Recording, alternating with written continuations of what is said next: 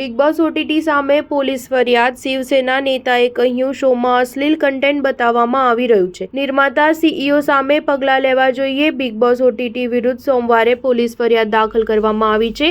શિવસેનાના નેતા અને પાર્ટીના પ્રવક્તા ડોક્ટર મનીષા કાયંદે શોમાં બતાવવામાં આવી રહેલા કન્ટેન્ટ અને મુંબઈ પોલીસ કમિશનર વિવેક ફણસાલકરને મળ્યા હતા. મનીષાનો આરોપ છે કે બિગ બોસ OTT નામના રિયાલિટી શોમાં યુટ્યુબ ઇન્ફ્લુએન્સરે પણ તેમાં ભાગ લીધો છે.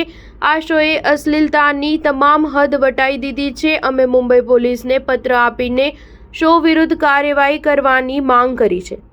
તેમણે વધુમાં કહ્યું કે રિયાલિટી શોના નામે જાહેરમાં અશ્લીલતાનું આ પ્રદર્શન કેટલું યોગ્ય છે, તે યુવાન મનને કેવી રીતે અસર કરે છે. અમે કેન્દ્રીય માહિતી અને પ્રસારણ મંત્રી પાસે પણ જઈશું. સંસદના વર્તમાન સત્રમાં OTT પ્લેટફોર્મ પર કાયદો લાગવાની માંગ કરશે. મનીષાએ શોના 18 જુલાઈના એપિસોડમાં બતાવવામાં આવેલી સામગ્રીને લઈને વાંધો ઉઠાવ્યો છે. તે કહે છે કે એપિસોડમાં સ્પર્ધક અભદ્ર અને વાંધાજનક વર્તન કરે છે. આનાથી સામાજિક મૂલ્યો અને પારિવારિક સંબંધો પર વિપરીત અસર પડી રહી છે. શોનું ટેલિકાસ્ટ તાત્કાલિક બંધ કરવું જોઈએ.